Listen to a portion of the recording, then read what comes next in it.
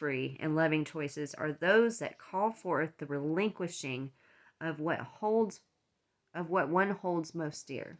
It is another meaning of the cross.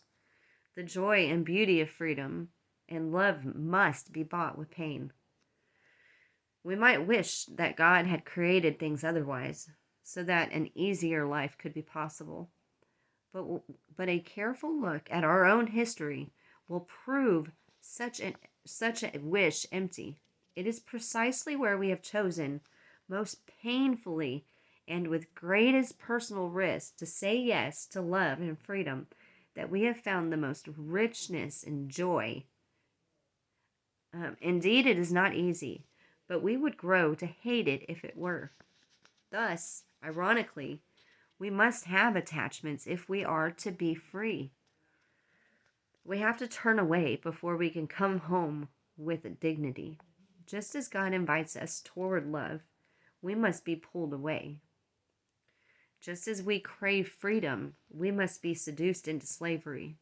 It is here, perhaps, that temptation begins to make a little sense in the light of love. It is still not an attractive concept. I do not think it was ever meant to be. Our temptations are trials, certainly. And each of our addictions proves how we have responded, not simply from our conscious will, but from the totality of our being. In a sense, then, temptations are trials and tests of who we are as complete human beings. But they are trials and tests for our own growth, not for God, to find out how good we are. God knows that we are good. It is for us to discover that goodness. As we have seen, the test of attachment, by bringing us to our knees in humility, may show us the way of goodness and allow us to choose that goodness with our whole being. We might jump to the conclusion that evil, by providing us with temptation and attachment, is really working as God's agent. But it is not so simple. Christian tradition holds no doubt that evil actually and vehemently, I can't say that word, means to work against, not for God. Evil is irrevocably at cross purposes with love, life, freedom, creation.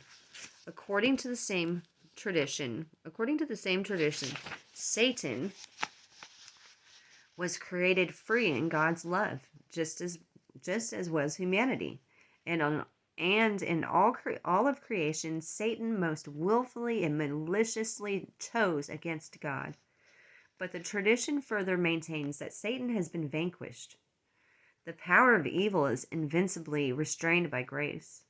Evil continues to work against God, but with no chance of ultimate success. Moreover, there is no power and no condition that God's grace cannot penetrate with love. God can indeed, then, work through the power of evil. Perhaps this is what happens in the phenomenal deliverances that sometimes occur in the most severe addictions, and even more frequently in the many opportunities attachment provides for authentic surrender to God.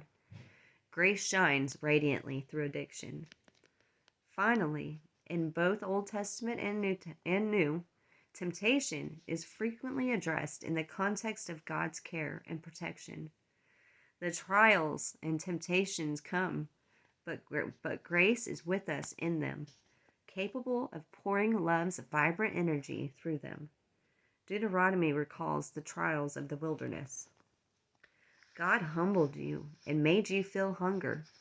God also fed you with food that neither you nor your ancestors had ever known, to make you understand that human beings live not on bread alone, but on every word that comes from the mouth of God. The clothes on your back did not wear out, and your feet were not swollen all those 40 years. Grace is much more than a static possibility of love. It is an outpouring, a boundless, burning offering of God's self to us, suffering with us, overflowing with tenderness. Grace is God's passion. The New Testament closes with these words. The Spirit and the bride say, "Come." Let everyone who listens answer, "Come." Then let all who are thirsty come. All who want it may have the water of life and have it free. Amen. Thank you for tuning in.